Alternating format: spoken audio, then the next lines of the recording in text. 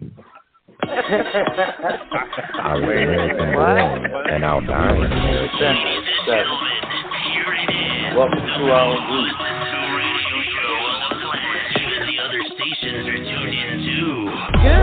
Welcome to Defender 7. Defender 7 has so much knowledge, and this ought to show it right here.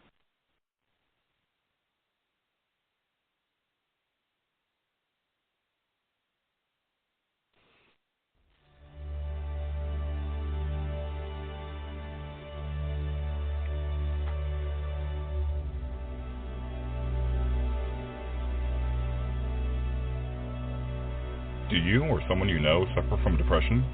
If so, please contact the National Suicide Prevention Lifeline at 1-800-273-8255.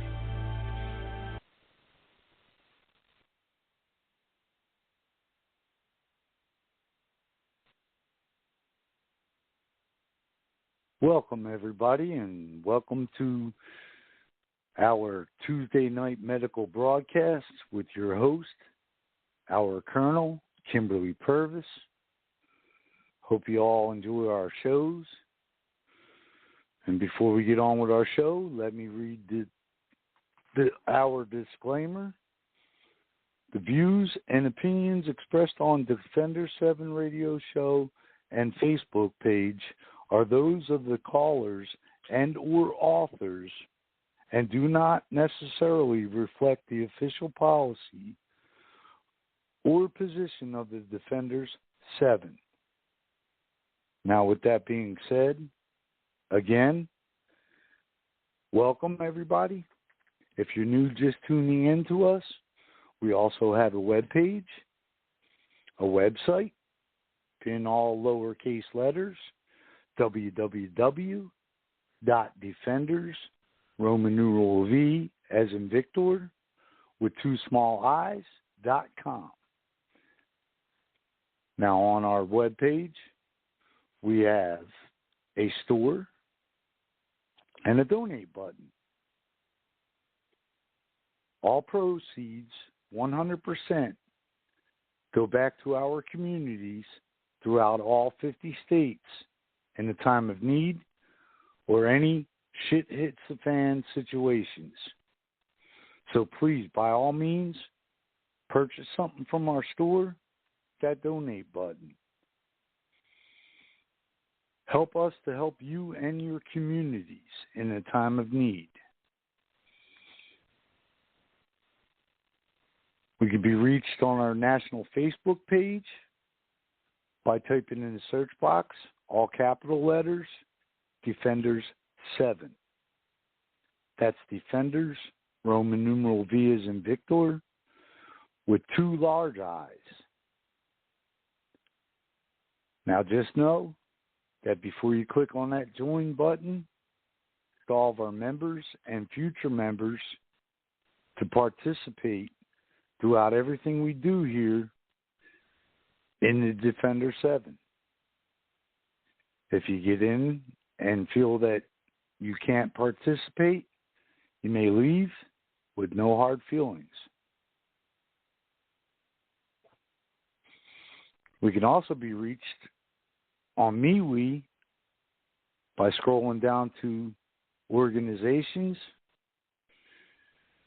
and click on Defenders 7, Humanitarian American Patriot Group.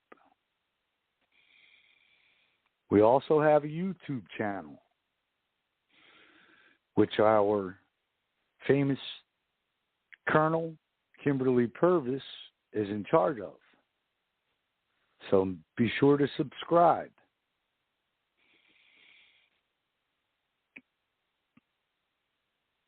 And for tonight's show and all the shows we do here on Blog Talk Radio, we enjoy it when you give us your opinions and call in and participate or just to say hello. And that number to call is area code 914-205-5773.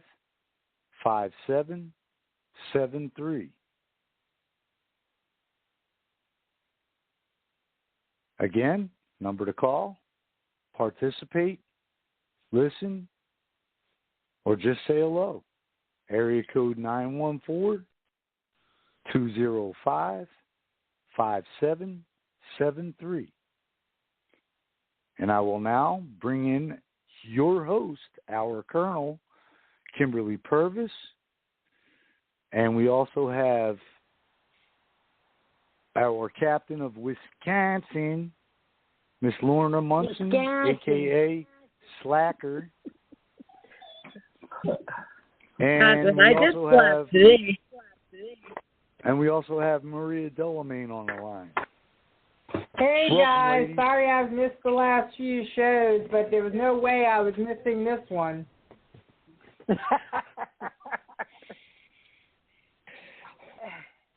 Well, when we say these are just opinions, I am not suggesting that you go out and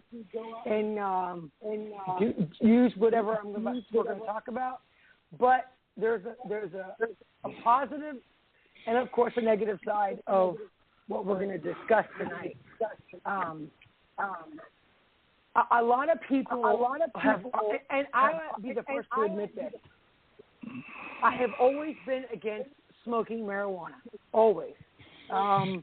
It's just because I've heard too many bad things. Well, examples, I should say, of people that I saw smoke it. They just acted stupid. You know, it was no different than them being intoxicated every single day, you know, like a drunken stupor. So it wasn't until, I'd say the last 5 years, I did a lot of research, and I started seeing a lot of documentaries on the benefits of smoking marijuana, using CBD oil and things like that. And there's a good amount of positive things from it.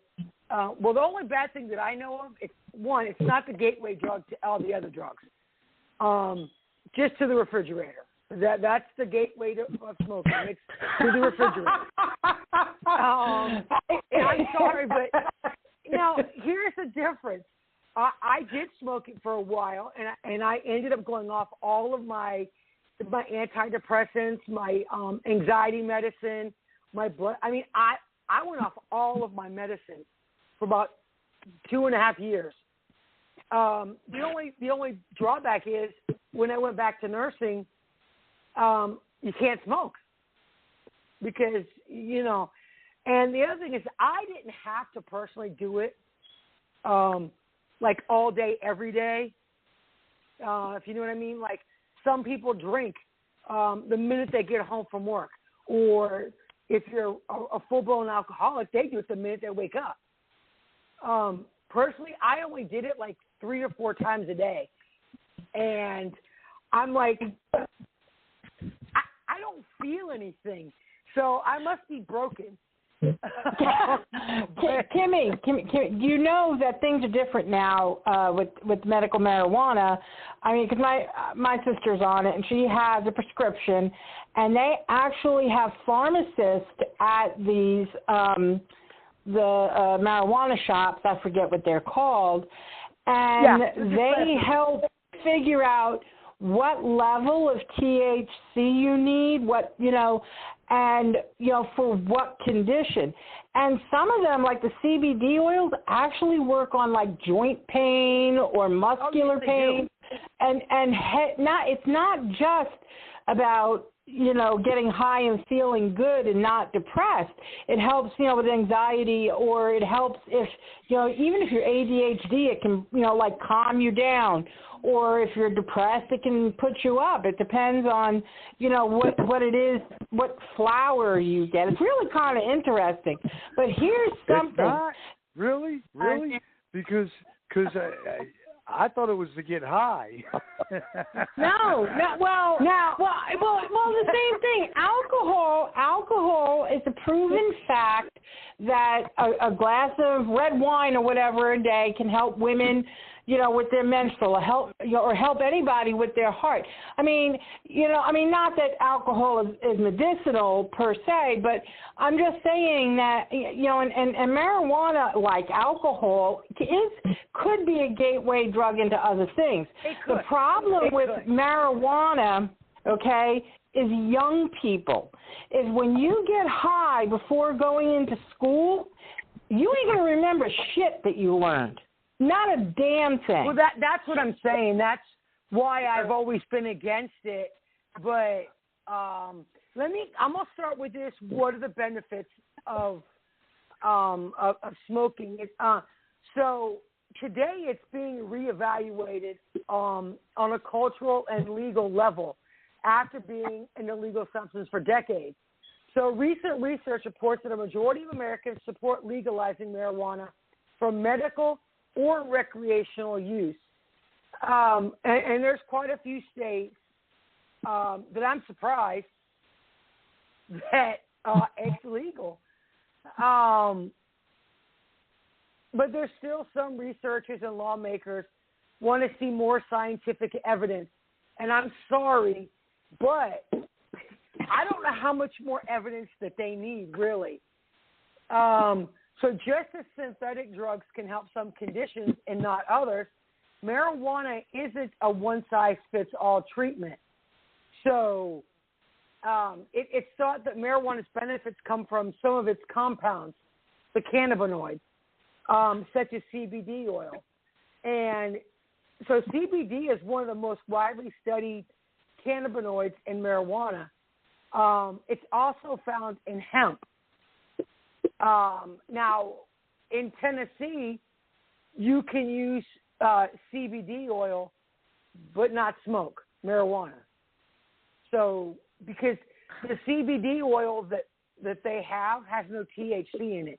So you could get your CBD oil with or without THC, depending on what state you live in. So one of the major differences between CBD and marijuana is the trace amount of THC.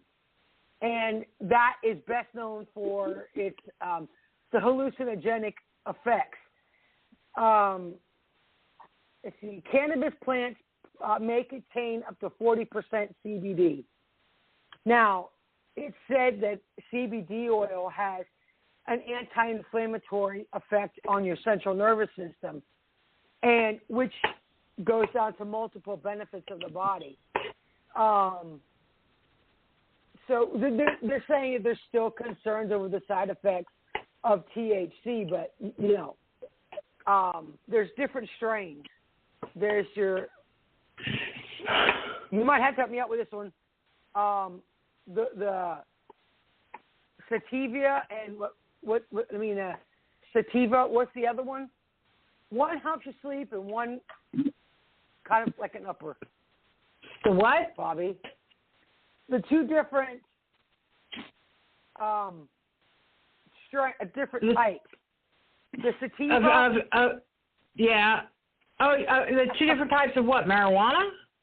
Yeah, the type. I forgot what it's called. Not the like. I mean, I know there's Purple Kush and Fruity Pebbles and all that. That's not what I'm talking about. I guess the one that I think it's the sativa helps you sleep. Oh, I see what you're talking about. Yeah, there's more than two. There's so many different ones out there now. So and the only reason it was held back being made legal is because of the tobacco and alcohol lobbyists. Yeah. So, but once it was proven, once its medical benefits were proven, they were able to get it legalized that way.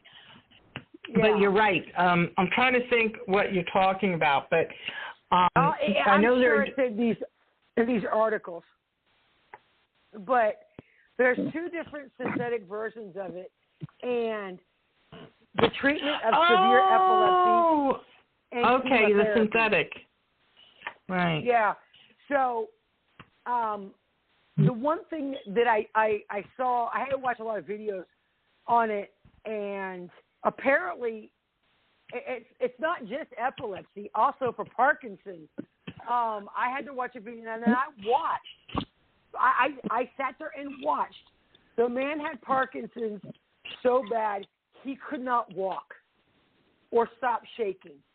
So he was given the CBD oil under the drops under his tongue. Within the tincture, I'd say about 15 to 20 minutes, he was able to actually sit up and walk, and the shaking stopped. So, and once I started seeing all of that, I mean, it does help. And the same thing with the epilepsy. My daughter has seizures, but it's not from epilepsy. She's got seizures from a brain lesion that she has from a car accident we had, and it works on her. But now that when she got pregnant, she had to stop doing. She couldn't use any of that because of the baby. So, but so here's some of the most commonly discussed. For pain management, for chronic pain like arthritis, fibromyalgia, endometriosis, and migraine. Well, one of the first things was cancer patients. Yeah. Well, actually, no. Patients with glaucoma. Oh, no, yeah, you're right, because that's my mom took it for pressure on the optic nerve. Yeah, and first the glaucoma patients got it. And then for the chemo patients and cancer patients, because it helps stimulate your appetite so you can eat. Right. And that's one of the things. Hello. It's sativa. It's sativa and I can't say that word. Indica. Indica. Yeah. That's what it is. Yeah. And that's the only two different types of weed there is. There isn't a million types. There's different flavors, but there's two. There's two different types. Yeah. One is on to make you sleep, and the other one is. Okay, so that's what I'm thinking of. Thanks for correcting me. Now, like the CBD oil that I did, and I used it in a vape pen. I didn't use it the drops because that stuff's nasty. I'm sorry, it's just me. But I had a lot of muscle spasms, and it helped. All of my muscle spasms stopped. But then again, it's one of those things where you use it when you need it. I never used it or smoked marijuana like all day, every day. I just, no, I didn't need to.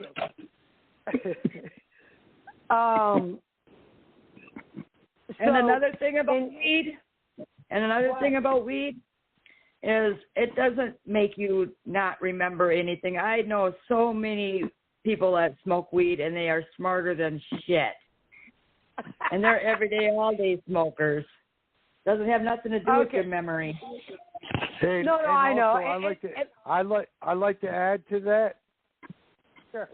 I went to high school with a guy, and he's still my friend till today, that never opened a book, smoked weed every chance he got, fell asleep in class, graduated number 2 in the class, and has been a professor at a prestigious college for over 30 years.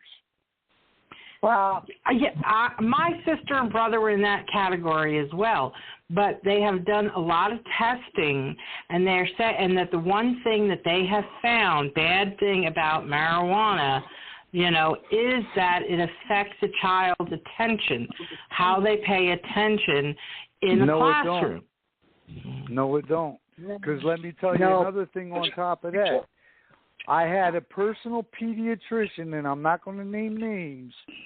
I had a personal pediatrician tell me he does not believe in putting kids on these ADHD and ADD medicines or anything like that, to let them smoke weed, and I guarantee you it'll turn everything all around, and it has. So they can go ahead and do all the research and talk about it all they want, but it's the most natural growing plant that does not lead into, let's go do heroin because we smoked pot. And it's a plant. It's a natural remedy. Yes, I smoke it when I have pain and my PTSD. And it's the best thing I've ever been on. And just like Kim had said at the beginning of the show, a lot of my meds I'm off of.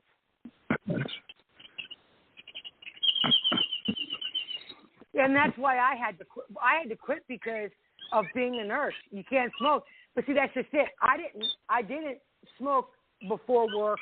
Mine was, I used it, well, except when I wasn't working, like when I got up, once in the afternoon and then once in the evening. That was it. I mean, for me, I was like, okay, that's it. I'm done. And it's also good for inflammation like Crohn's disease, IBS, and rheumatoid arthritis. So due to the effects on the limbic system, sometimes doctors will prescribe it to treat anxiety, epilepsy, MS, Parkinson's, PTSD, and Tourette syndrome. And it's also for sleep management. So, all of that's all the good benefits from using it. So here are some of the risks that they say, and of course they have to say this. So, and I think this is, I'm not sure if I agree with this. It says it has an opioid-like effect.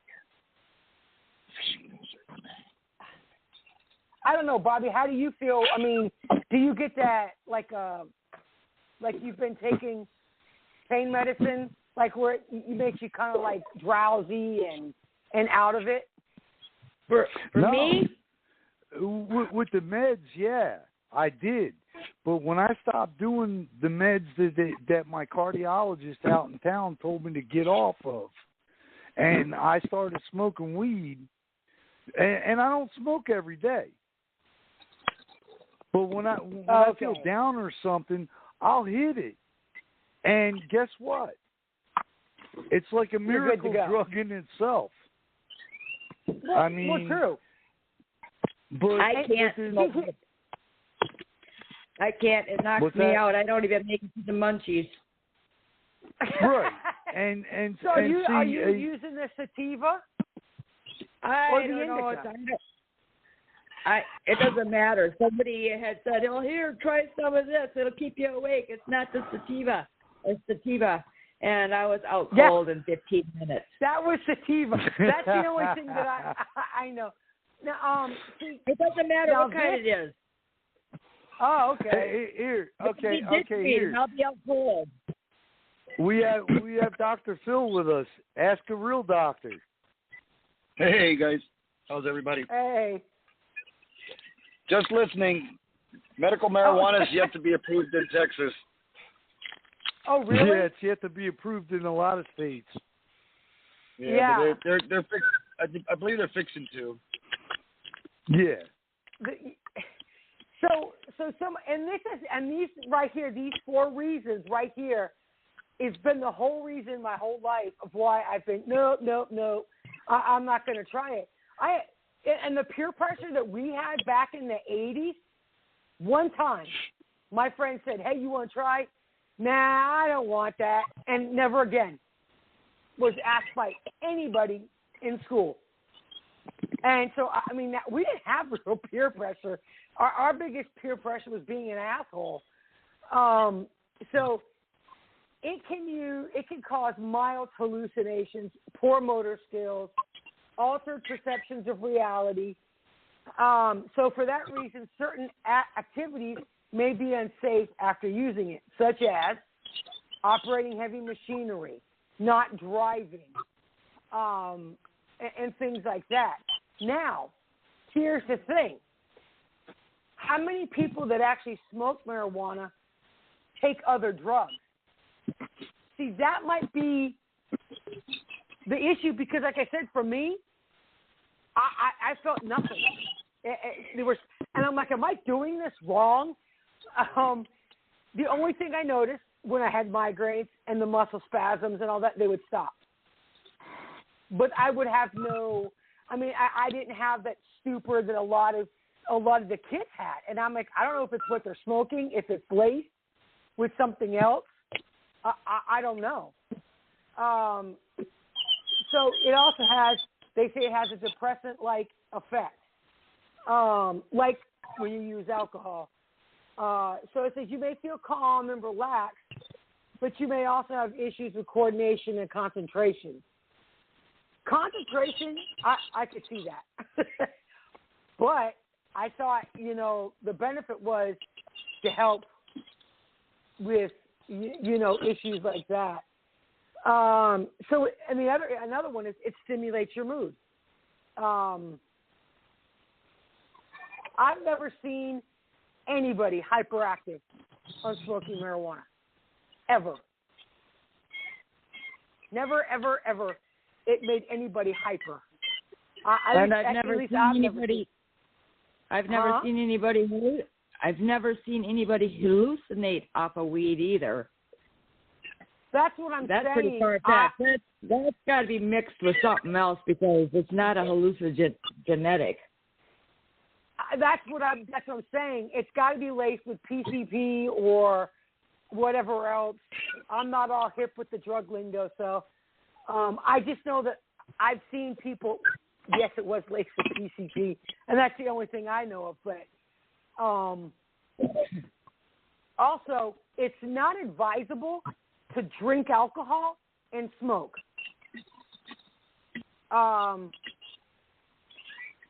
Personal experience, that will never happen again.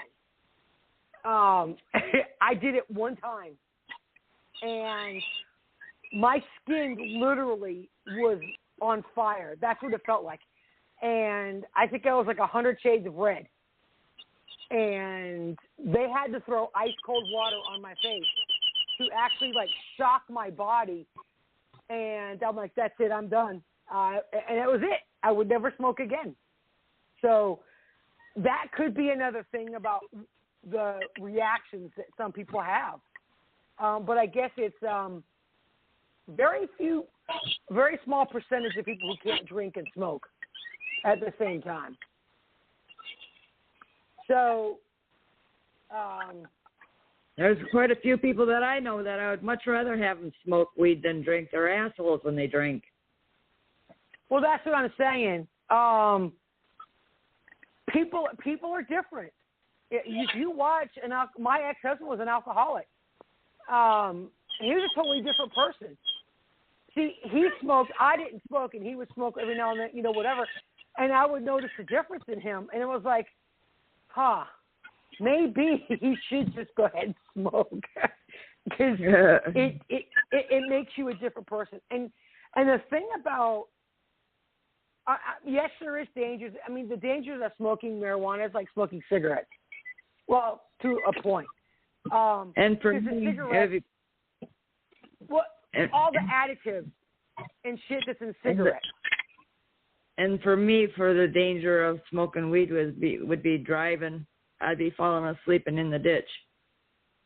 See, and I think that is why they have that warning: don't smoke and drive. Yeah. Some people are like just fine. Some people are fine, but I can't do it. So when I went to the VA to ask my doctor if he could prescribe medical marijuana, he said no. The VA will not prescribe it, or at least the one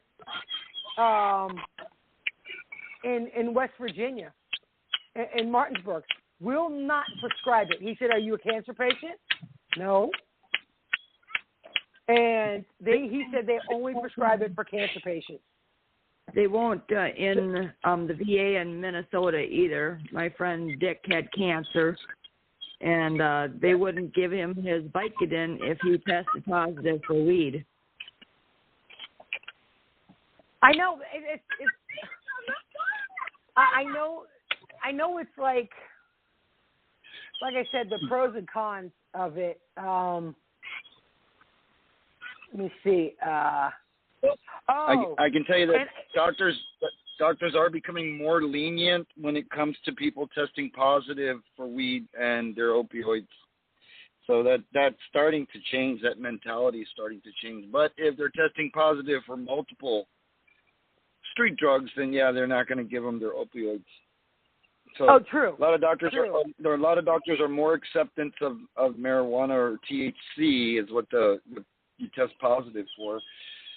In Texas, CBD is starting to become a super big industry, and it has been helping a lot of people. I wish they'd do a lot of more research on the CBD as far as insomnia for certain people, as far as, anxiety in other people, because I've seen it with my own eyes how that CBD is working for people. It came out in Texas, it was unregulated, and people could take CBD and there'd be little touches or traces of THC and they would pop positive because it wasn't regulated. It's starting to become regulated now where there's no THC in it, it's just the CBD. The marijuana plant has over 100 different cannabinoids in it. Those are the different chemicals, like THC would be one, and, CBD is another one. So it's those two main. It's the THC that gets you high and dizzy, and it's the CBD that gets you relaxed and increases your appetite and things like that. And that's one of the big reasons we use it in cancer patients is to help them increase their appetite along with coping with their pain. Oh, yeah. Let's see. Like I was saying with the CBD. We use it for them also for their anxiety. When they're, people have cancer, they do have anxiety because it could be possibly an end-of-life issue. And so I see the uses for it, but it's still not legal in Texas, but they're really pushing really hard for it. And there's a bill in our Congress right now in the Texas Senate that I believe they're going to approve it here shortly. But it's not going to be smokable. It's going to be just the medical. Yeah. Well, a lot of the CBD you use they have the gummies or the edibles. They have the drops. They have the stuff that you can use in a vape pen. But yeah, like for the CBD, like I said, it helps with anxiety, the seizures, Parkinson's, pain relief, migraines. It helped with my muscle spasms. I'm trying to think of something else. What else it was?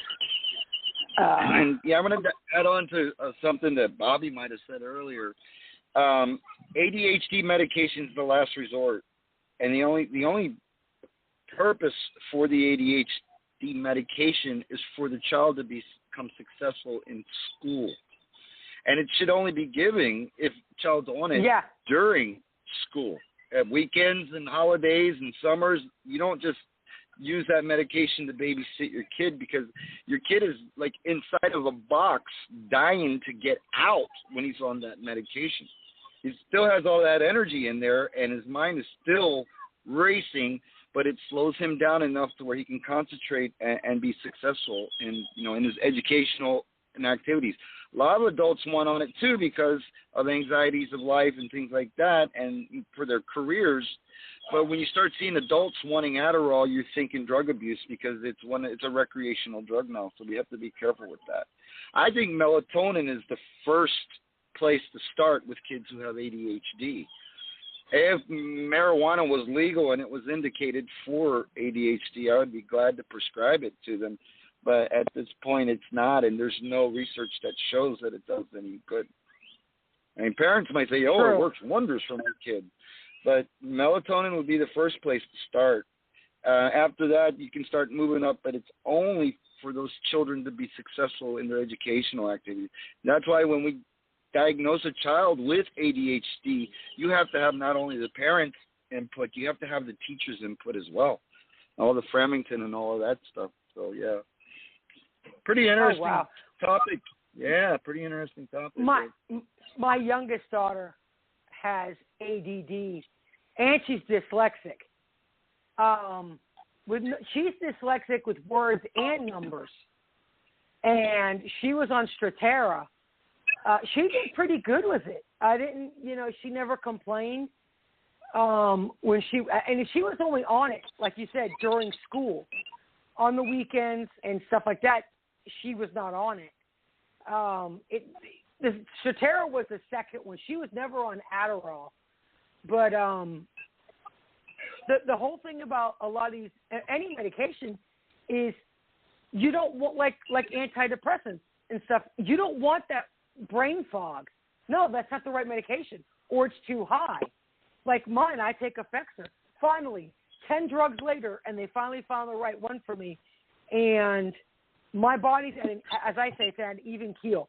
I can laugh, I can cry, I can get angry, whatever, like a normal, emotionally stable person would, if there's ever such thing as that. But I don't feel like the brain fog and things like that.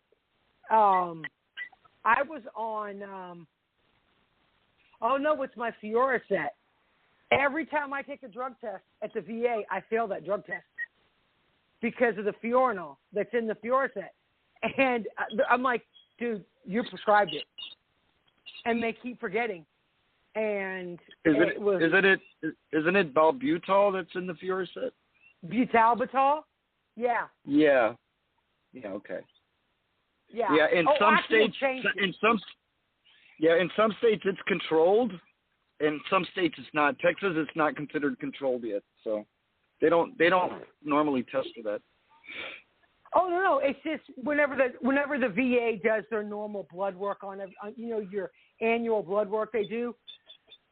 A lot of it's based on state laws too. So I mean, here in Texas, when you go to the VA and you try to get your opioid prescription, they're not checking for Balbutal or whatever. It's hard to say that word. Oh, Butalbital. The Fioricet. Because in Texas, Fioricet is not a controlled substance, so they don't. Oh my God! They don't even test for it. It is in West Virginia. Yeah, in some states it is controlled. Mm-hmm. Yeah. Here I could get 15 or 20. Tennessee you could get 30, but you only get one refill, and then you have to go back to your doctor. But see, I don't take mine for everyday headaches because it's not going to help. I did notice that it does not help for a regular everyday, headache. And the first sign of a headache for me is I'll start drinking more water, and I'll take a Motrin or Tylenol. And if it doesn't go away, normally within a few hours, my whole entire head hurts. My eyes, my eyeballs, even my eyelashes hurt. So, and lately I've been having migraines 3 to 4 times a week again, even though I'm on a maintenance medication. So, but some of the other things is like heroin, LSD, ecstasy, and meth. And LSD is another thing that people might put in some of the marijuana. That's why if you're going to smoke, make sure it's from one, like a dispensary, or from someone you know. Don't just, go down the street corner and go pick it up from Joe Schmo, because you never know what's in it. And that's, I think, what causes a lot of problems for people, Yeah, that happened to a friend of mine, and she ended up in the hospital. Yeah, because I'd have to put a disclaimer out before I said something like that on a radio. People should just, if it's illegal, it's illegal, point blank. Oh, that too. If it's legal, then get it from the legal sources, because that could come back and haunt you. No, I know. That's what I was talking about. If it's legal, then yeah, but I don't know how many states it's not legal in. So I have no idea. Yeah, and it's still not legal to buy marijuana on the street. Like you said, they have to be certified vendors and for medical purposes. Even there are states where it's recreationally legal, but there are certified state vendors, and if you buy outside of those, that's illegal still. So I don't recommend anyone do anything. I didn't know that. Yeah, I don't recommend anyone do anything illegal. I would, do it the legal way, and if it's not legal in your state, don't do it, because it's the price to pay for that is just not worth it. True. No, I know. I forget. We have to keep doing all the disclaimers and shit. I know. My bad. Yeah, because, No, I'm cool. I'm cool with it. It's just that, you know, it's kind of dangerous telling people to do illegal shit, you know. Pretty much everything we do nowadays is going to be illegal. Right. I can see me telling my patient, "Hey, man, nothing else working. Go smoke some marijuana. You'll be okay, dude." I can't. I couldn't get away with it. I actually had my doctor ask me. My doctor asked me, one of my psych doctors, and he's like, "Look, do you feel better? Yeah, then do it. It's up to you." But we've had doctors tell patients they should probably move to a place where it is legal. I know. Nothing wrong with that. Well, see, that's what when I started noticing with children with the CBD oil, were the ones that had epilepsy, and I can't think of what the other. Yeah, seizure disorder. Mm-hmm. They had to move. They had to move states to where the CBD was legal because the state they were in, they would not allow the child to get it. And like you said, there is CBD that has THC, and most of the time it doesn't. But yeah, it's, you know, they do need to do more research and look into it. So. Yeah, they are. They're doing a lot of research on it right now. You know, the CDC, which is the Center for Disease Control, has suggested that marijuana is not a gateway drug, but they're not coming out saying that 100%. They're saying more research needs to be done to validate that fact. Yeah. So that's interesting. I think that's interesting. The CDC is saying that, you know.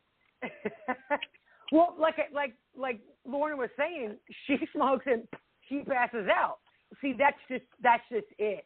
And I think also with people who have, I guess they call it a highly addictive personality, where they could get addicted to anything.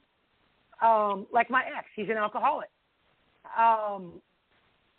He did smoke, and he also, I don't know why people do this, but they would snort oxycodone and Percocet and shit like that.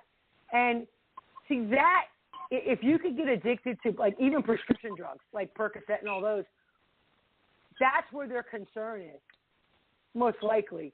Like I said, none of it really affects me, so I don't know. That's why I don't even bother smoking it anymore, besides work. So, and so the other thing I wanted to cover was the different herbs, you know, the medicinal herbs and spices and all that stuff. I know we covered this a long time ago. But question. Yeah, what I'm interested in hearing is about the herbs and spices and things that are good for detox, like liver detox or kidney detox, especially if you like to drink alcohol like I do. You might want to know how to detox your liver naturally, and I know there's some natural remedies for it, and they are approved actually, but I don't know that much about it. So hopefully you'll cover some of that. Yeah, we've got I'm gonna start with turmeric because it's the first one in my book. So the turmeric, it helps relieve arthritic pain. It helps prevent hardened arteries. It helps to fight free radical damage to the brain, and it also helps or has anti-cancer substances. So, and the different, also it says it's good for Alzheimer's protection. If you're either early stages or if it's hereditary in your family, and it reduces the buildup of a protein, amyloid B, that's in the brain, and it causes oxidative damage and inflammation in the brain, and it's one of the main causes of Alzheimer's. And so there's the antioxidants and the turmeric helps out with that. So you can I put turmeric on my peanut butter and jelly sandwiches every day. Oh, really? Oh, yeah. Turmeric and curcumin is the same thing, right? No. Yes. No? Turmeric or curcumin? Yeah. Can't pronounce it. Curcumin and turmeric, I believe, are the same thing. It is. Oh, really? Not cumin.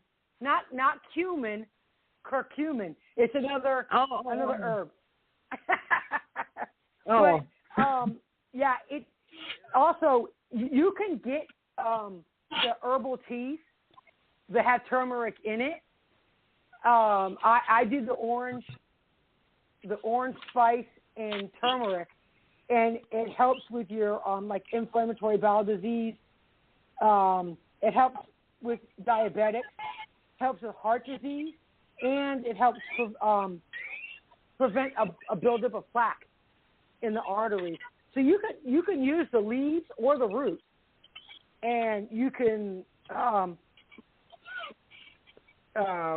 put it in a tea, or like you said, how do you do it? Is it a powder? Yeah, mine's a powder. Yep. Mine's you a powder. can get a capsule. Yes, that's right. You can also get put it in a capsule form and break the capsule open if you want to use the powder. But yeah. And I put it on my dog's food. So ginger is another root, and that is also good for anti-inflammatory, helps arthritic pain, and reduces nausea, which is why, like ginger ale, there is some ginger in it, but not as much as a real ginger root. And it's good for your digestive health. And so you can make it into a syrup, or you can make it a tea out of it. And what was it you wanted to know about for the medicinal herbs? Okay, let's see. Detox. For detox. Liver detox, okay. Kidney detox. I can think of two main things, but I wonder what else is out there, I'm thinking milk thistle would be one for the liver, and then milk I'm thistle thinking is good for the liver. That's and good for detox your liver. The N-acetylcysteine for the liver and the kidney. N-acetylcysteine would be the other one. Okay. Well, astragalus is an immune enhancer, and it's it looks like a fern, but it's got the wider leaves. And you can make it into a soup, or use it into like your beef stock, chicken stock, and things like that. And you could add other stuff to it. Valerian root is good for nervous conditions. It's nature's tranquilizer. So, and it looks like the root of the plant, it looks like it's got little fingers. So there's a bunch of them. And what you would do is you just put that into a tea. And it also helps with digestive problems, nausea, liver problems, and urinary tract disorders. So that's another one of the valerian root. And you can also buy that in a pill, too. Not Nature's Best. What's that? That green bottle from like Walmart of the vitamins. I think it's in one of those bottles. Yeah, Nature's Best or something. Yeah, I think that's what it is. I've seen it when I just happened to walk through. Hey, Colonel, can I go back on? Can I go back on something a little bit to share? Oh, sure, go ahead. So, we're talking about milk thistle and how it's a good liver detox because it has the anti-inflammatory properties, and it's a good scavenger, meaning it's an antioxidant. When patients have high cholesterol or they're obese and they have a fatty liver, you try to put a patient on a statin, such as like Lipitor, Simvastatin, Atorvastatin, one of the statins, sometimes the statin itself can increase the enzymes of the liver. So when you see that happening and you combine that with milk thistle, that reduces the enzymes of the liver in many cases to allow them to take that statin to decrease their cholesterol and decrease the inflammation that's going on in the liver. So milk thistle is a good adjunct to taking a statin if you're taking a statin. And I'm sure, Okay. Yeah, and if you're not, if you don't have a fatty liver, say you like to drink a lot, or you're obese, when you're obese, your liver also develops adipose tissue on that, and they call that a non-alcoholic fatty liver condition. And that milk thistle helps improve your liver function as well. So it's a very good detox, along with vitamin E. You put those two together, and you got a guy with cirrhosis of the liver, or you have other hepatitis issues, that milk thistle and your vitamin E are two natural, good go-to products to consider. So milk thistle is a big deal, but it doesn't have a lot of credit. A lot of people don't know about it. Oh, yeah. I'm just trying to find, I found another one. Parsley, what was it?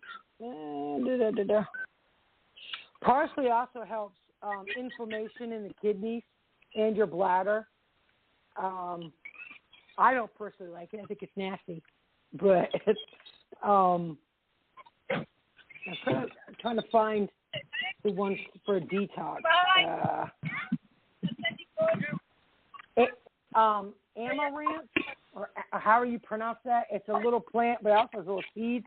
That's also a detox.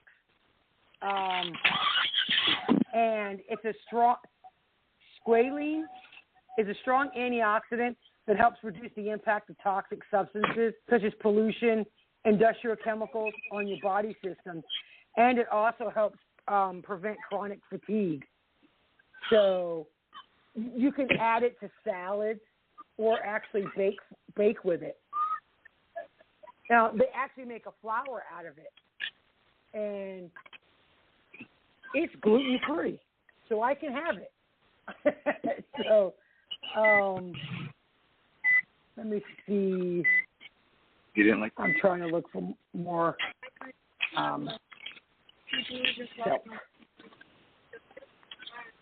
Spelt, the little seeds. They have it in grains, sprouted, or it's in flour.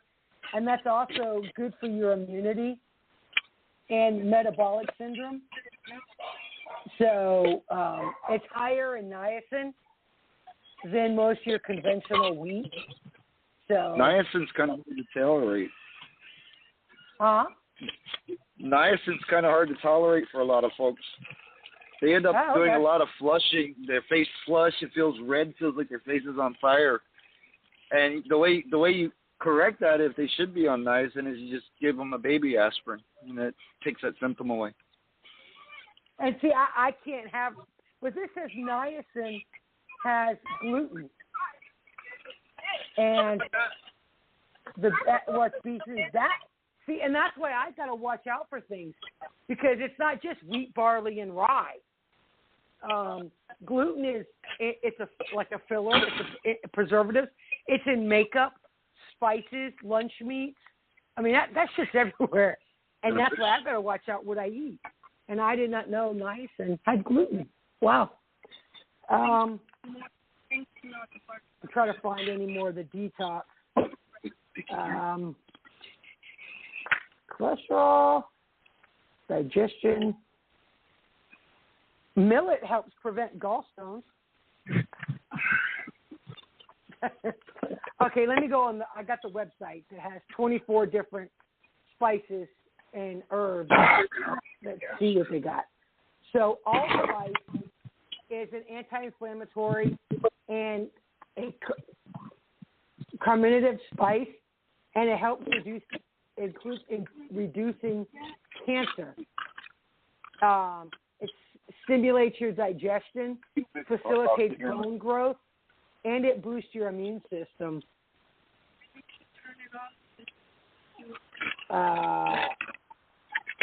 Okay, is it anise? ANISE? Is that how you pronounce it? You gotta ask those Italians that, because they used to make those anisette cookies. But the anise or whatever, it's an antioxidant as well as a anti-spasmodic, antiseptic, helps with digestion.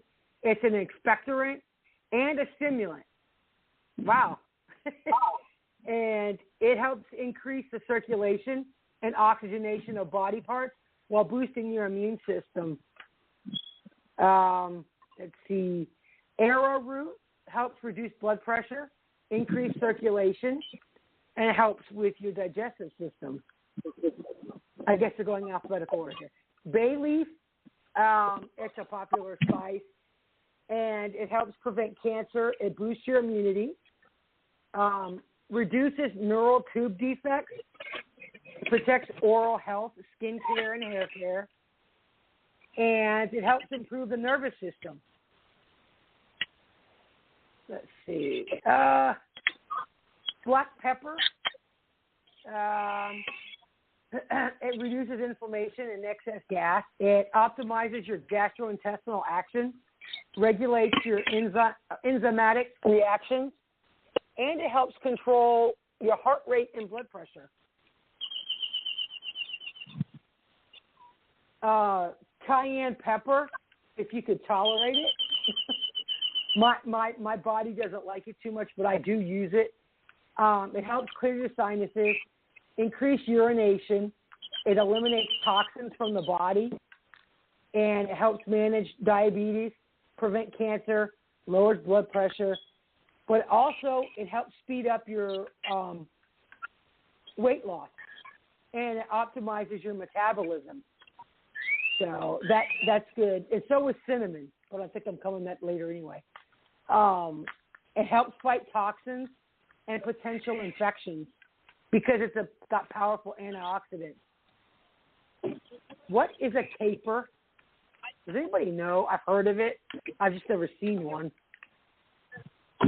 I didn't hear. What is a caper? A caper, yeah.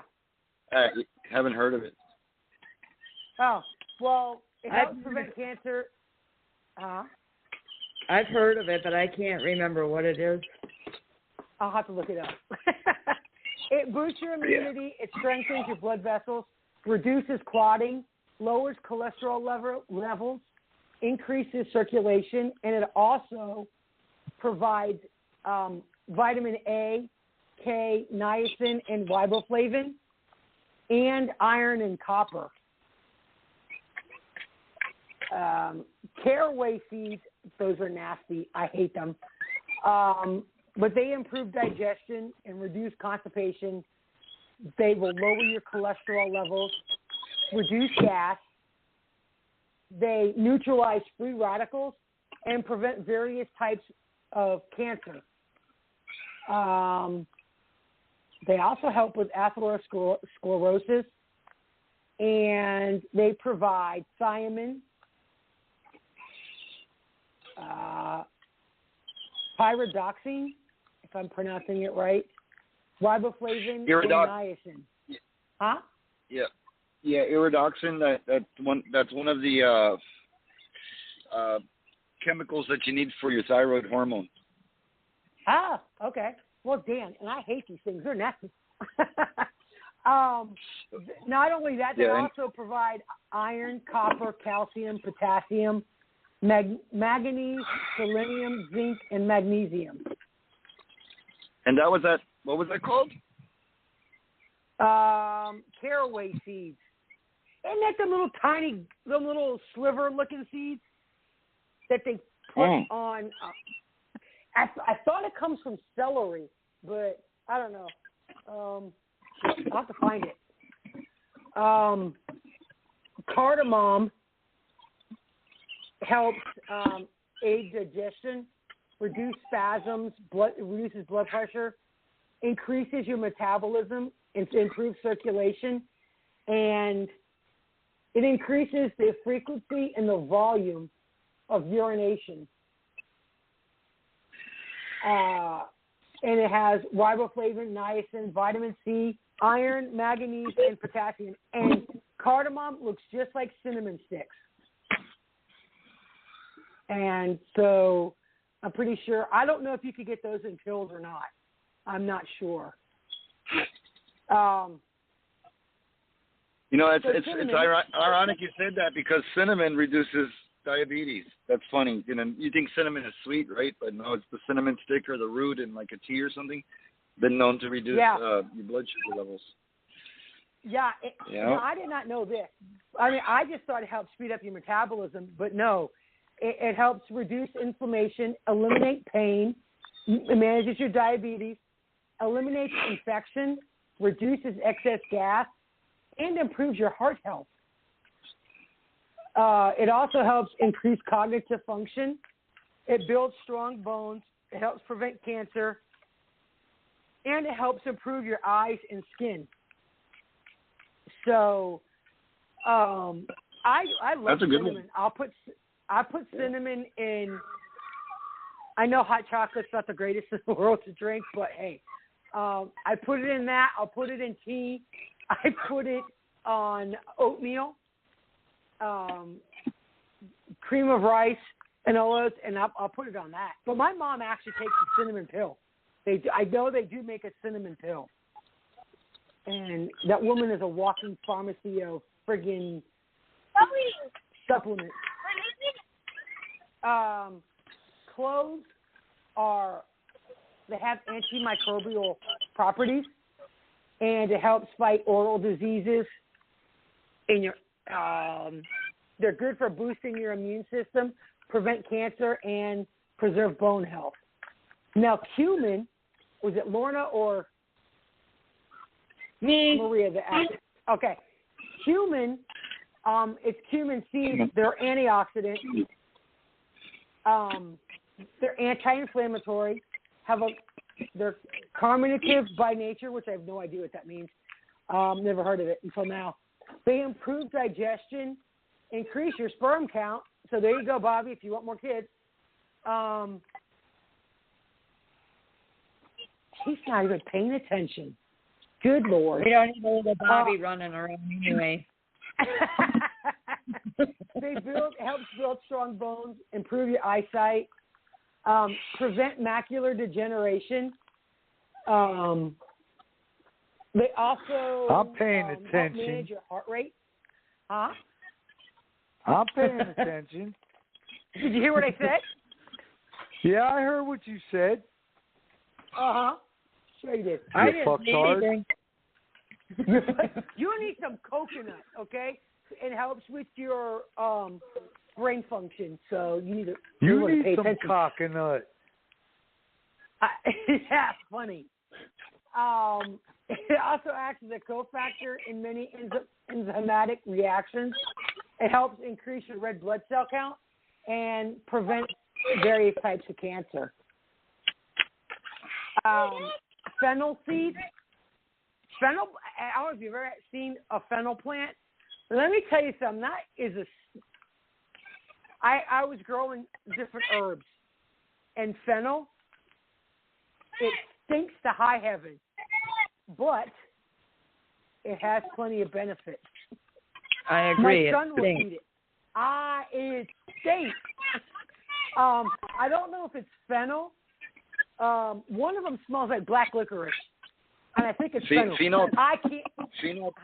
Phenol causes cancer. You better be careful. What? I said phenol causes cancer, so be careful. Fennel? Fennel? Yes. They said it helps prevent cancer. Oh, no, it's spelled P-H-Y-N-O-L, fennel. Oh, phenol. Different word. Okay. I was going to say, wait a minute. Yeah, you got me there for a minute. It says it's been used for upset stomach, prevents gas. It helps treat colic and cough in infants. It also helps regulate your bowel movements, prevent cancer, delay aging through antioxidant activity, and increases your enzymatic activity. And so the seeds, fennel it's like a fuzzy little green, and the bottom, it looks like bok choy. If you've ever seen bok choy, that's what the bottom looks like. But it's a flat plant at the bottom. But the seeds act like they have copper, iron, calcium, potassium, manganese, selenium, Jesus, zinc and magnesium. Okay, now you might have to help me pronounce some of these things. It's also rich in organic compounds and acids like pine. It's PINENE. Some of these I have no idea how to pronounce. Myrcene, fenchone, chavicol. Jesus, I'm not even gonna bother pronouncing that because I just butchered it. Fenugreek seeds is also it's an effective spice that the Asians use, and the nutrient helps boost to the body, and it helps improve digestion, reduce constipation, lowers cholesterol, regulates your insulin levels, and it manages your fluid levels in the body. And also, where is it at? I have that. Where did it go? Where did it? Well, I thought I had that in the book. Shashandra. Page. Maybe not. Oats. Bulgur wheat. Sorry, I'm just trying to find that because I could have swore I had. It tells you how to. Fenugreek. It looks like little nuts. Like if peanuts were to be broken up, that's what it looks like. And the way you would use it is they have a strong aroma. Oh, like pickles, curries, and you could add it to the stuff like that, like a spice. And you can also make a tea with it and add honey and lemon, and that helps flu-like symptoms. I knew I saw that somewhere. Garlic is a good spice. It helps heart disorders, high blood pressure, cold and cough. Just make sure if you're going to use garlic, I would either use the whole garlic clove or garlic spice, not the garlic salt. Because, of course, having salt, it would raise your sodium levels. We already went over ginger. Horseradish. It helps increase urination, reduces inflammation, soothes the nerves, helps prevent cancer, stimulates healthy digestion.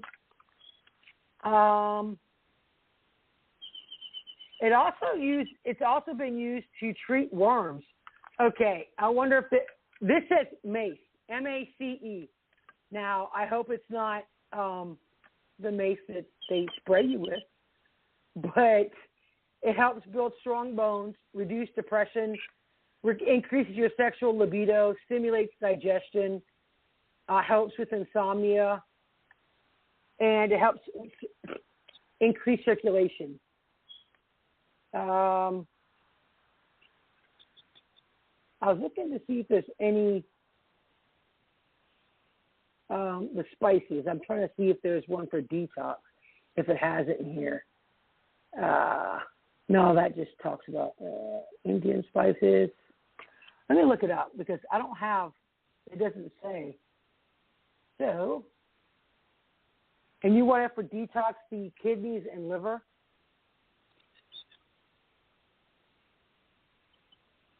Yeah. Okay. Detox. I could spell kidneys and liver. Okay. Let's see. And all it has is pictures, for crying out loud. Best natural detox. Okay. Let's see what it's talking about here. It's got toxins.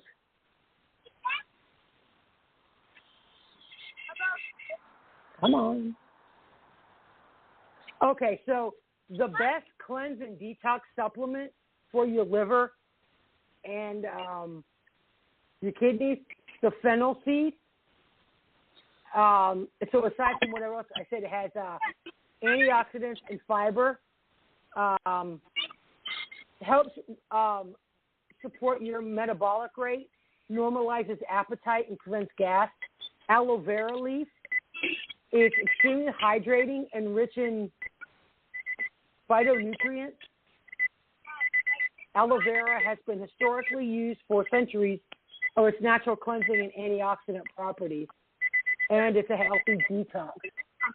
Lactobacillus acidophilus. Like, I heard there's more fish over there. Like, if you go around, like, probiotic. What's that beeping? Yeah. I don't know. Who's beeping? Who's beeping? Yeah, him. The fish. It's me. I'm sorry. Hold on. It's me. I'm in my truck. Sorry about that. Oh, that's okay. Senna leaf. It's originally from Egypt, but it's a gentle laxative that aids digestion. But it's also used for a cleanse and a detox. And Cascara sagrada is a cleansing herb. Also, it's a gentle laxative, and it helps safely flush out toxins by emptying your bowels and aiding with constipation and bloating. So not all detox supplements are created equal. So basically what it says is avoid products that are lacking transparency, that don't list all the specific ingredients, including the formula's detox blend. If it's missing safety and testing certifications,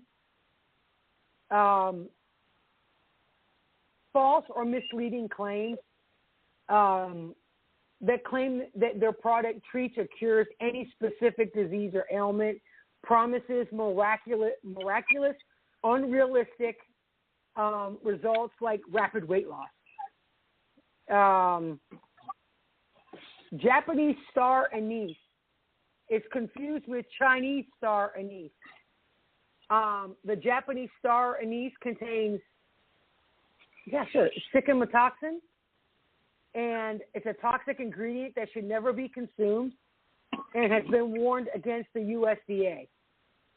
So just remember that. Do not use the Japanese star anise. So, let's see. I got one you should go over with Bobby. Sure. This might benefit him. Its common name is EPI, and like medium, like in the middle, MEDIUM, epimedium.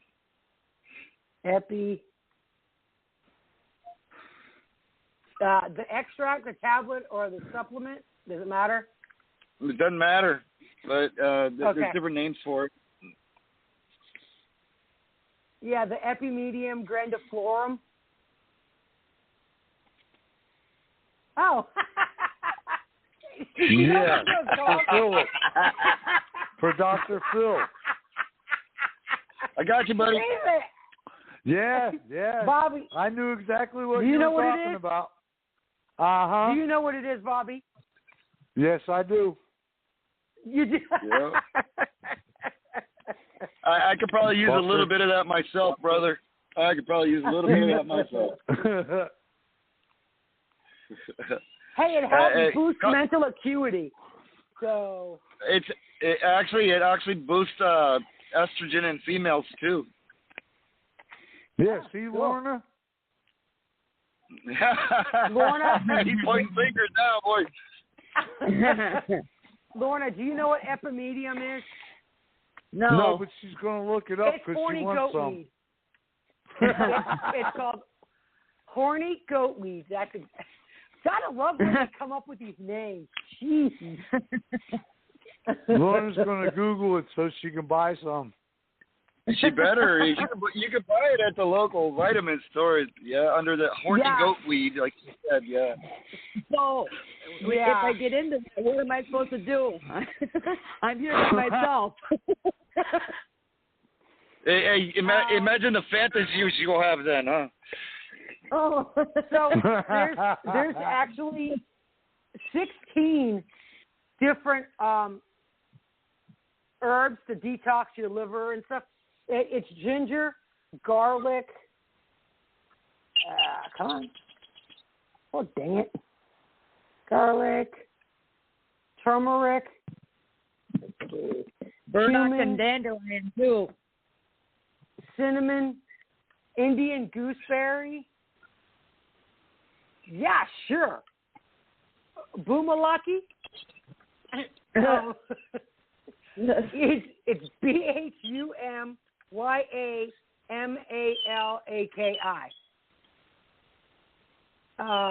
Yeah, as we're getting older, another really good one, a good supplement is coenzyme Q10, also known as ubiquinol. That's something that's pretty interesting for, yeah. Mm-hmm.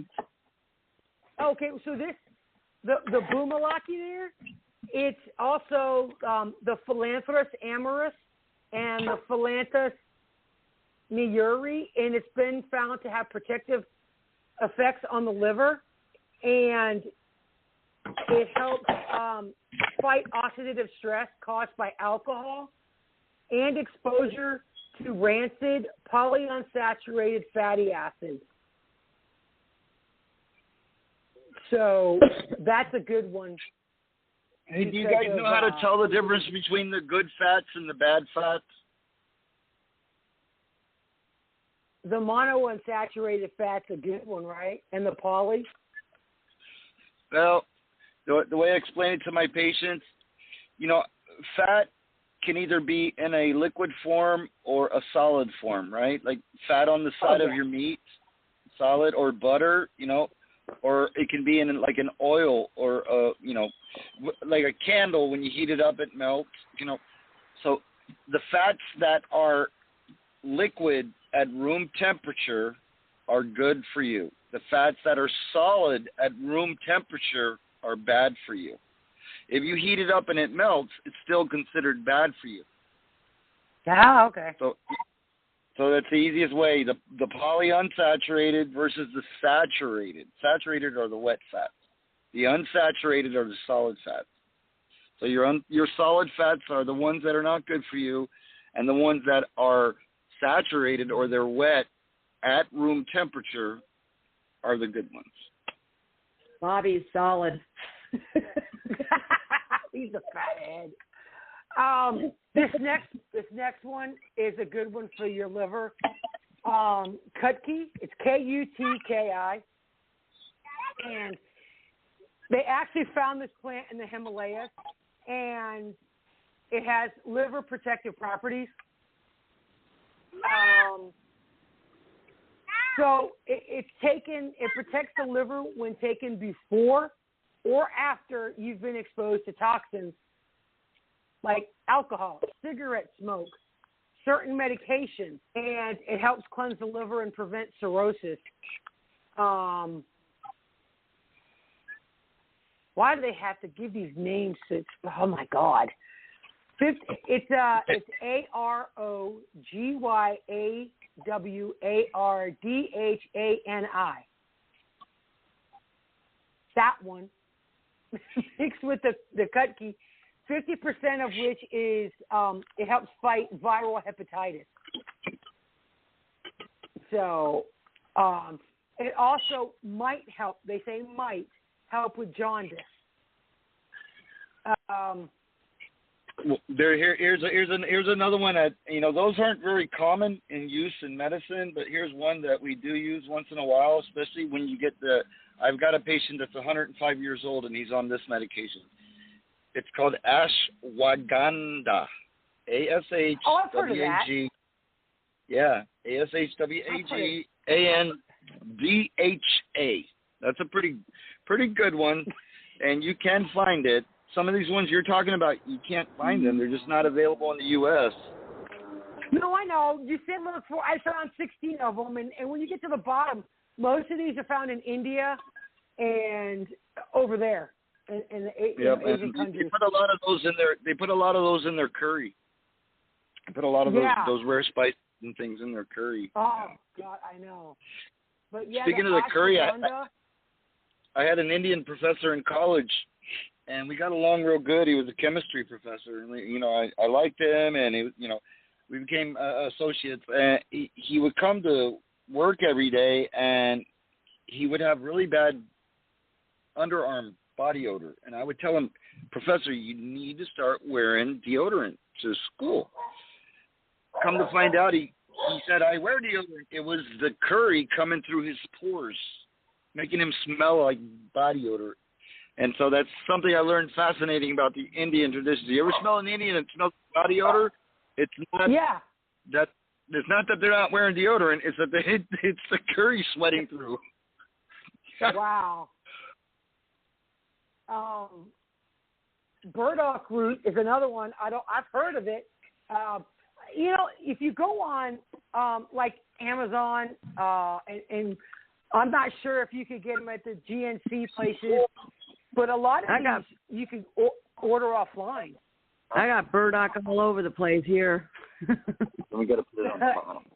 Burdock root is used as a blood purifier.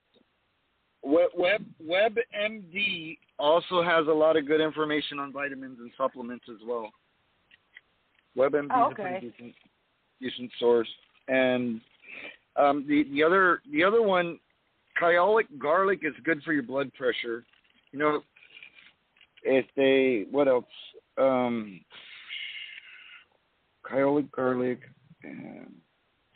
Most of the ones that I use in clinic are like alpha lipoic acid, coenzyme Q10, milk thistle, kyolic garlic. Milk thistle's on this list too. Yeah, milk thistle is one of my highly recommended ones, I think. And the coenzyme Q10, the curcumin, which is also known as what was it? Turmeric. So those you went over some really good ones, and I do use those with some of my patients, and so you went over some really rare ones. Yeah, dandelion. Liver. Dandelion. They mix a dandelion with the milk thistle. Oh, okay. Mm-hmm. But licorice helps fight chronic liver diseases. Not licorice candy, guys. Well, the black licorice, but how can the black licorice be bad for you? Because black licorice can be really bad for you. You got to be careful with that. Not the sugar. Yeah, the licorice. The sugar that's in licorice. No, that's not it. Yeah, but they got licorice and herbs. And it does. It smells like abstinence is good with the black licorice. That's good for you. There you go. Yeah. And hey Kim. What? He brought up your favorite website. WebMD. Yes, I know. I like WebMD for myself to look at. But if you get some of these freaking hypochondriacs going on here and they're looking at WebMD, oh my God, I got this. Pretty soon they're going to have gonorrhea or herpes. Yeah. Well, that's Kim, as we get older, we graduate from WebMD and then we move into Medline Plus. Okay. I never really thought of looking at Medline Plus for I don't know why. I just never. It was always WebMD and all those other sites. But no, a lot of people who know nothing about medicine, they'll go on WebMD. I swear to God, and they will say they've got half the shit on there. Whether that's because they're paying Google the most money to put their ads first. It's like the little old women. I think I got to HIV this week. Okay. And if you read the Medline Plus articles, you get CME credits for free. Really? Yes, ma'am. I need to get mine before I can get my nursing license reinstated, because you got to have 25 or whatever. You can get the CMUs or the CMEs depending on what you need. You get both the type 1 and the type 2. So Medline Plus, it doesn't cost you nothing. Free to make the account, and then It's free, and it keeps the track of your, things you've studied. So when you have to submit it to the board, you can just print it out and give it to them, and they accept it because most of it's AMA, American Medical Association approved. Cool. So yeah, it's good stuff. Oh, let me write that down because I was going to pay $35 to get unlimited CEUs. No, don't do it. It's free. It's free. It's free on that on the web. Not the web. The Medline. Yeah. Okay. And then once we graduate from there, then we go to the National Institute of Health and all the scholarly articles, and then we start doing evidence-based medicine. Yeah, and I'm used to that, when I worked at home health. Because, see, the difference between where I've worked, like the hospitals, they can only get their stuff from WebMD. And then home health uses the National Institute of Health. So I think I guess that it depends. I would think that would be backwards because NIH is more of a trusted source. WebMD is not. It's not as trusted as NIH. WebMD is like the Wikipedia of medical. NIH? No, NIH. No, it's they're all scholarly articles, and a lot of them are peer reviewed. WebMD is like the Wikipedia of medical websites. Oh yeah. I see what you're saying. Yeah, I see what you're saying. So I also found mushrooms or fungi, good fungi and bad fungi. That's good for you. So there's different kinds, and I mean when I mean different, there's like tons of them. They have a mushroom app that you can upload to your phone, even if it's Android or iPhone. And if you're ever out in the woods or whatever, you can take a picture of it and tell you what it is. Now, there's a lot of mushrooms that look just alike, so you have to watch out. And if you get to the one that it could be a possibility of a good one or a bad one, don't bother eating it. That's what I just not eat it. So they could do a lot of different things. So mushrooms, mold, yeast, and mildew. What is it, Bobby? What is it, Bobby? It's the brown shrooms on the cow patties. Those are the ones we boil. Heck yeah! Heck yeah! Oh, hold on. It's the brown ones on the cow patties.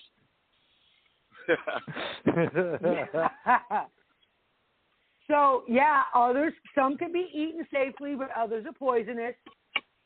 But yeah, they're talking about penicillin, a fungus, that's all of this. No, what I was looking for was to see the edible types. There's quite a few. So white buttons, they range in size from tiny to jumbo. They're harvested young when they have the mildest flavor. Anywhere from creamy white to pale in color with a firm texture. But like I said, a white one, that's actually poisonous, and it will kill you. So I don't think that's the one that you want to eat or whatever. Yeah, every girl wants to date the mushroom because he's a fun guy. Jesus, that's like an ultimate dad joke. Good guy.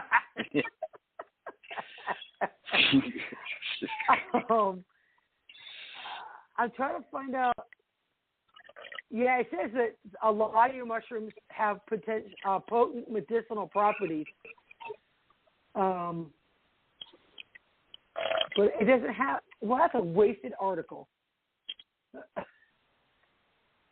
Now, Bobby, which is the ones that you're talking about that, makes it all go trippy?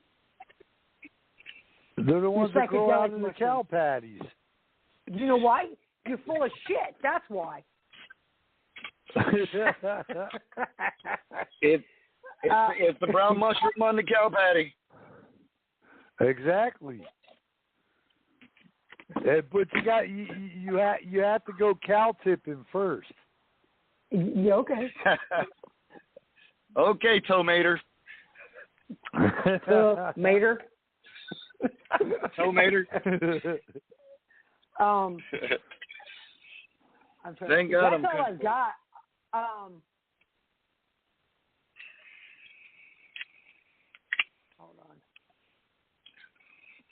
I was looking to see. Yeah, that's not the right one. Hold on, if I can find it. Are psychedelic mushrooms legal? Oh, wow. That's what they are? I didn't know that was one of them. I bet they're found on the cow patty. No.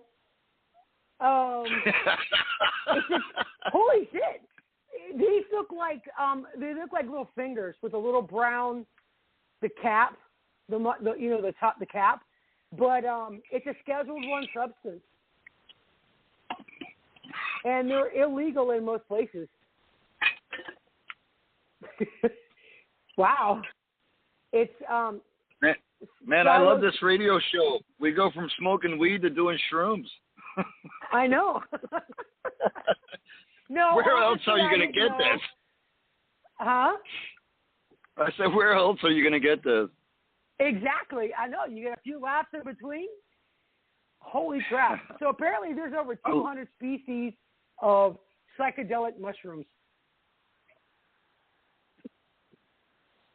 And I'm not going over 200 of them. So, but Bobby, that's all. I'm surprised you made it an hour and a half. Honestly. So we could do what we wish with the last half hour, or we could go ahead and, kill it, call it quits till Thursday. Well, come on and talk about some of those funny stories that you always reading. Oh, how about the? You know how people put like nitrous oxide in their car to make them go faster? Yeah. That's the same chemical that gives that maintains the male erection, right?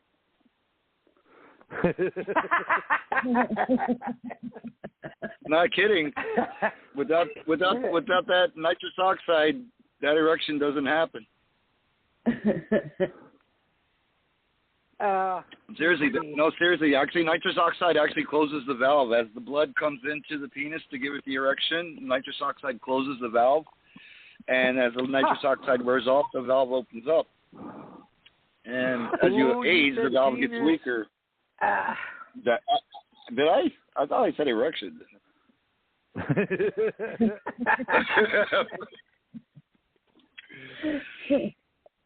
I'm trying to think of. I know I went over all the newly racist bullshit that I cannot believe is out there. I'm trying to think. I haven't heard any. I seen a clip on my other account saying that the vaccine, people with the Pfizer one, if they hold a magnet up to the spot, the magnet sticks. Oh, yeah. Is that true? I haven't heard that. It's fascinating. Yeah, so the one chick, I saw a video of it. She just got her vaccine, and her husband held a magnet up to it, and it stuck to her arm. He pulled it right out of a package. Yeah. A lot of people do that because they want to prove it, and it stuck to her arm. I'm like, I wonder wow. if she had a metal implant. You know how they're doing metal implants on people? I wonder if she had a metal implant. That's fascinating. Oh, I got a question to ask you. And I don't know if you would know this or at all. My first ex-husband, my kid's dad, he has a torn rotator cuff from the kid's dog. And so he went and got a steroid injection. They stuck it in his shoulder, right? Well, apparently they gave him another injection in his ass. They didn't tell him what it was. Okay. In his ass, but... He ended up with COVID. Can they give you the COVID vaccine without letting you know? No. They would not. No, it's illegal to do that. No. Okay. Come on now. That's illegal stuff. That's illegal. Illegal. But the thing is, let me tell you what. The thing is the injection that they shot in his arm and probably the one they shot in his back, most likely were steroids, and steroids reduces your immune system. And so It reduces inflammation, but it also lowers your immune system, making you more susceptible to infections. So, no, did they give him the COVID? No. Did they give him the vaccine? No. It more than likely was a steroid. No, he did get the steroid in his shoulder, but they also stuck him in his butt with another injection. And I said, but I'm saying they may have stuck a steroid in his butt, but if he was in a lot of pain, it probably was Toradol in my mind. Some anti-inflammatory. Yeah, probably Okay. Yeah, but no, I asked him, did they tell you?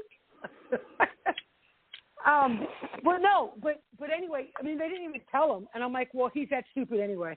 But he did end up with COVID a couple weeks later. But the only thing is, he was put on an experimental antibiotic, and now that he's better, but now they think that he might have ended up with Parkinson's or Parkinson's-like symptoms. He can't stop shaking. So could that be from COVID, or could that be from the experimental antibiotic? Yeah, it's not a very common sign of COVID, but, it could be myasthenia gravis, which is something to look into. Oh, I thought that was, never mind. That's something different. Hold on. Okay. Yeah, you can Google it, but it could be that myasthenia gravis, and that could be from the experimental injection. Okay. Generally, COVID, there's not a whole lot of, it's hard to say. Really, it's hard to say. I don't know him, and I don't know the history, and I don't want to just speculate. So, no. But it's not common. It's not. No, I haven't had anybody. I haven't had anybody with those kind of like a Parkinson-like tremors or reactions. I've had people that's had that just from simple tick bites. And really? they developed like a myasthenia gravis or something similar to a Rocky Mountain spotted fever or Lyme's disease issue. Oh, okay. But yeah, no, it doesn't sound like COVID to me. Although the symptoms are very varied, and it varies with person. There's rare symptoms too. A lot of kids develop a distal cyanosis in the fingertips and the toes. They'll come in and their toes are purple, and that's the sign of the COVID. It's that that inflammatory response that's going on, and that happens with children. So yeah, so can it affect the nerves? Who's to say?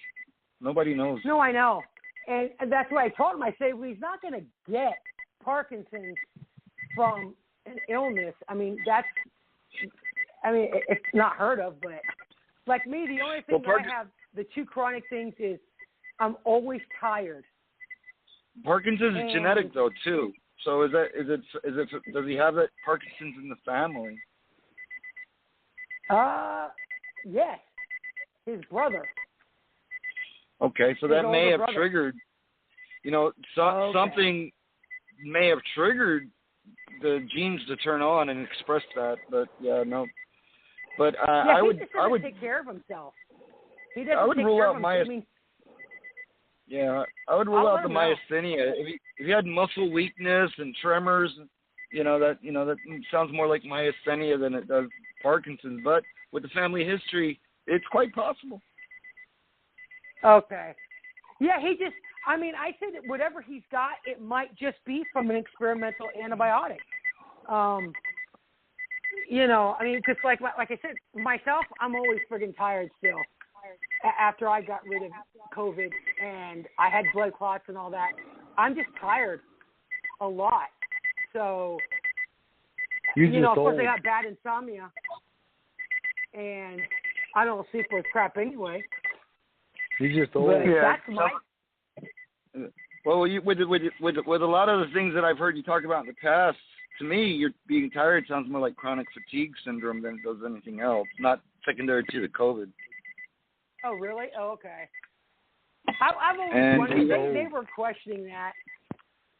And I'm not sure what you look like. And somebody comes in and tells me they're tired. First, I rule out anemia. If they're obese, I rule out sleep apnea, and then go from there. And with a military background, with military background, chronic fatigue is high on the list. But the other thing is with any viral illness, and one of the main ones would be with, you ever had mono? It's caused by the Epstein-Barr virus. Epstein-Barr virus, a chronic infection, is associated with chronic fatigue. So, yes, this virus could also potentially develop chronic fatigue. So, yeah. It can trigger something that's dormant. Too many variables. I've never had. Huh? Oh, yeah. No, I'm just. Between all the allergies that I have, and a lot of them came about after the military, because God only knows what they stick you with. Yeah. So, I mean, if you're feeling that way, Colonel, take the ubiquinol, the CoQ10. That's exactly what you need. Okay. Hey, I'll try anything. Research it. You've been talking about stuff like this. Research it and see if that's what it might be indicated for. It doesn't happen overnight, though. You'll have to take it about 2 or 3 weeks before you'll notice a difference. Oh, yeah. But, oh, no, I know. It's one of those things. And now I've got laryngitis that I've had for a month, and it comes and goes. And I know what this is, and I'm going to have, and I bet my polyps grew back on my larynx. So I hadn't. Well, you don't sound like Fauci. No. It just happened a couple Hell, weeks I think ago. you know more than he does. I try, and you know what? If I read off a website, I could fake it till you make it. So you're on Witch Husband now. Did you see what they said though? They said follow the science. Let's follow the CDC. And the CDC webpage says if you've been vaccinated, there's no need in wearing a mask. But Fauci says wear a mask even though you've been vaccinated. We're going to follow the CDC guidelines. And the CDC said don't wear a mask if you've been vaccinated. Don't. True. Yeah. Dude, I'm sorry, man. Hold on a second. Yeah, hold on. No, it's because I'm sitting here at the park watching my son play on the merry-go-round, and I'm listening to you guys in my truck, and I'm about to run out of gas, so I have to turn my truck off. Nelly. Sorry about that. I didn't realize it. Oh, we've heard worse on here. Weathers will be driving with his window down. And it sounds like he's going through a freaking wind tunnel. Yeah, it's where Where is he? Down. Where is he? Well, he had a day off, but he was fishing earlier. Oh, okay. He probably fell in the lake. Holy shit, there's John. Oh, my God. John is in. Guess who's got the window down? I've been for a minute. Hell no, it's cold here. Oh, it sounds like it. Where's here? Indiana. Oh, okay. Yeah. Well, John, I'm here in South Texas. It's 90 degrees down here, brother. I'll switch with you just for a day or so. Yeah, right. We had a cold day right now. It's 50 here. In the 50s. Yeah, it's in the 50s here. It's nice, actually. Sleep with the window open, the fan on. I laid in the sun. Is that long right here? Well, John, did you hear the whole show, or did you just miss the whole thing? No, I missed.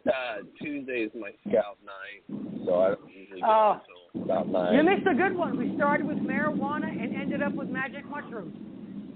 Nice. Psychedelic.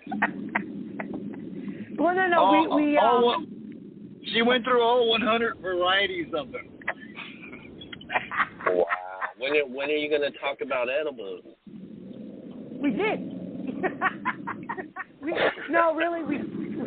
We started with the pros and cons of smoking marijuana, the medicinal purposes or uses, the CBD, then we did over some of the edibles, and then we went over all of the spices and herbs that help, that was for medicinal shit. And then we said, why not let's do the psychedelic mushrooms? And there's over 200 varieties of psychedelic mushrooms.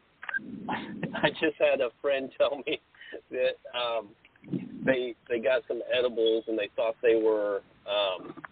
I think she said that she thought they were 100. They were 1,000. She was high for like 2 days. Oh, also, if you have a high-strung dog, they make edibles for dogs. I wonder if an edible would help my freaking leg pain. Yeah, CBD oil would too. I've got, I don't know if it's sciatica or what, but at the back of my knee, that muscle right there. Oh my God, it's killing me on my left leg. Is it the calf muscle or the muscle up above the thigh muscle? It's the little muscle that behind the kneecap. Right behind the kneecap. Do you sit on your butt a lot? Yes, I drive. Have them check your prostate. Have them check your prostate, brother. Really? And is it your left side?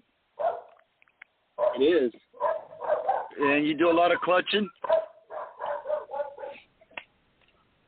No. When you drive, no? Okay. But when you wipe your ass, do you lean over and wipe from the right side? No, I mean, it sounds funny, but trust me. Do you lean over and wipe from the right side? I don't know, probably. I never really paid attention. Well, if you're right-handed, you more than likely do. And so you probably have a neurological impingement, and it could be coming from the rectum if you have any sort of external hemorrhoid. It could also be coming from a nerve associated with the prostate. So, those are a couple things I would, that's the first things that I would look at in a driver, someone who's sitting on their butt a lot. Rectum hell, yeah, I do a lot of work. One way to find out, get you one of those hemorrhoid donuts and sit on it when you're driving and see if it makes a difference. Okay, I'll try it. I'll try anything at this point. It wakes me up at night. It hurts so bad. Yeah. How old are you, my friend, if you don't mind? I'll be 48 next month. 48? Okay. Oh, yeah? Shit, really? I thought you were older than me.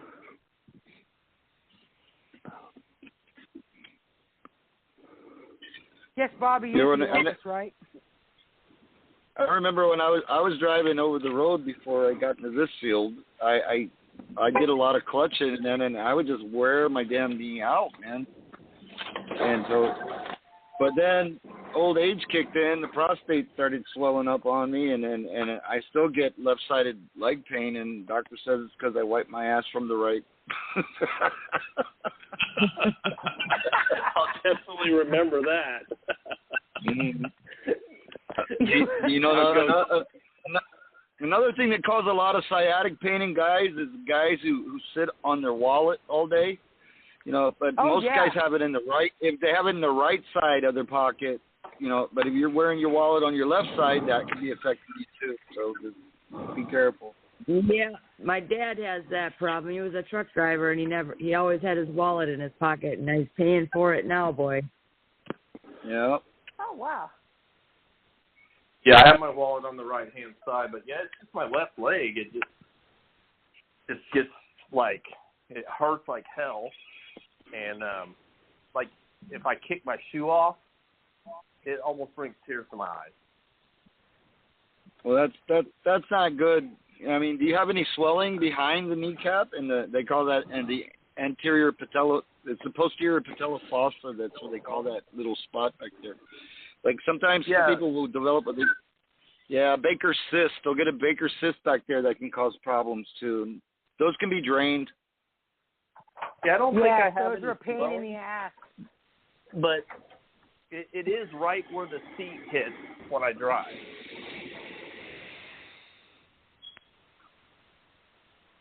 And do you sit for long hours at a time? Yeah, I mean, I was driving 4,300 miles a month for work for several months. Ooh. Yeah, you know what? You know, blood clots are a high possibility too, and having an ultrasound of that leg might not be such a bad idea, my friend. Yeah, a lot of truck drivers have DVTs. Yep. Deep vein thrombosis are blood clots in the vein. So, try adjusting your seed. Try the hemorrhoid donut is what they call them. I mean, there's a bunch of different things to try. Have them check out your prostate. If you have a history of prostate cancer in the family, you're at higher risk. And if you have any type of hemorrhoid, that's also can pinch nerves and cause problems as well.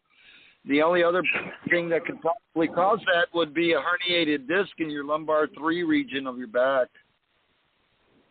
Yeah, I could see that too. I have a lot of back and neck pain. Mm-hmm. But I need to see my chiropractor. Yeah, chiropractors are pretty good, man. I call them chiropractors. I refer a lot of my patients out to chiropractors. They do have their places, and a lot of times they can fix your problem. A lot of times it depends on the problem. They can only fix it temporarily, and with gravity, things just go, or your lifestyle, things go right back. So it's a constant readjustment. You constantly have to see them. But if it's bothering you that bad. If it's bothering you that bad, where if it's bringing tears to your eyes, brother, you need to go have that checked and don't play with it. It could be something severe that could kill you. Yeah. Yeah. Well, it's only I said rectum hell damn near killed him. Yeah. Well, we didn't discuss sexual orientation or lifestyle. You know what I'm saying? I'm just going by just the general person. Well, he was on the ship with Weathers, so. Oh no! It was his turn in the turn. Oh, here we go. There we go. Oh. Well, look, guys. God bless you guys. I gotta go. I'm about to run out of gas here, so I'm gonna turn the truck off so it doesn't beep in your ear. But thank you guys for letting me hang out with you. It was fun. No, thank you, brother. Oh no, we appreciate it. Hey, John, just so God you bless know, you guys. Hopefully we'll see you next week. Go ahead. I'm sorry, Bob. That's Angelo's brother.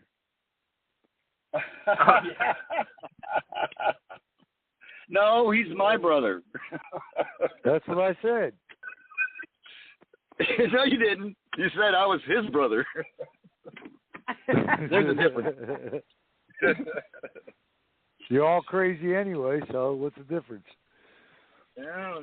Well, he's a DeFusco, right? So what do you figure? This whole damn group is crazy.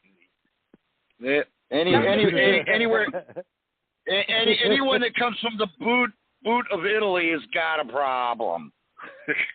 Yep. That's your sister. Most Sicilians. We're just a dysfunctional family.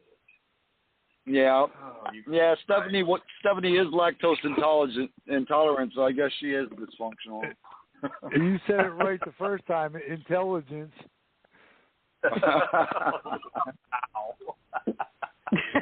I don't want it on my bad side. I don't want to be on her bad side, I should say.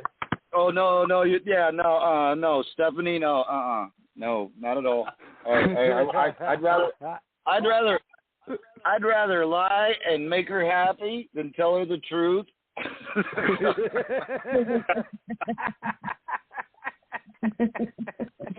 I just piss her off. It's just all one of the those time. things. You know, she's my sister, and I don't even got her phone number. I had Bob's.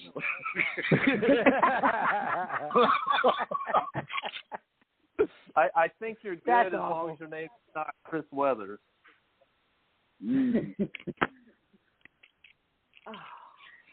Well, thank you guys. Good night. I'm gonna go. Bye-bye. Good night. All right, brother. Guys later. See you guys next week if I can make it. I promise. Okay. Awesome. We'll think of something extraordinary to go over again. Hey, let me know ahead of time through the Facebook. That way I can study up a little bit and not be such an idiot when I come on. Yeah, well, that's the problem. Lorna picked this subject last night. But with me being in school, it's like I can't even tell if I'm coming or going. So unless you've got a good idea, let me know. No, I think all of these things are really good. I mean, the subjects I get the most questions about right now are COVID. I get a lot about libido issues and couples, guys and girls. You get a lot of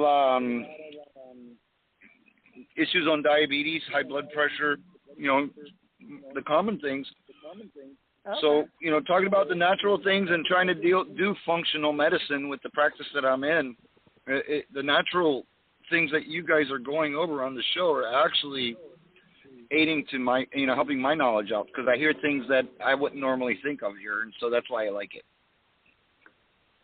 Well, thank you. And see, that's why I love having you on the show too, because I've learned a lot from you by listening to what what you have, and it's like, okay. Oh, we forgot to look up that question he said about sweet potatoes. What was the question? I forgot. It had something to do with sweet potatoes, and I forgot. And someone was supposed to look it up. I know they're good for your lungs. There's a lot of good properties in sweet potatoes, just depending on the source. But a lot of guys will. There's an extract out of sweet potato that these companies are marketing right now that is a really good libido and testosterone booster. But if you take the sweet potato and you compare it to the horny goat weed, I would go with the horny goat weed, because a lot of guys can't eat the sweet potato unless it has all of that caramel and syrup in it, and that's not good for the diabetic. So I don't really highly recommend sweet potatoes. But you can always mix sweet potato in with your regular potatoes. That's true, and you can also look up the foods and the plants, especially for men. That's going to increase the nitrous oxide that I was talking about earlier, because it's the NO that's actually what the male with problem with erection issues have, or a couple other things.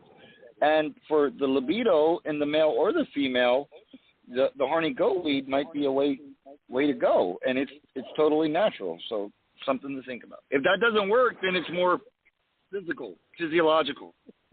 Yeah. We got 60 seconds, people. Go ahead. Good night, brother. Thanks. God bless you guys. Thanks, brother. God bless everybody. And thanks again for another great show, both of you, Kim and Dr. Phil. Thank you. And thank you, Lorna, for being with us as usual.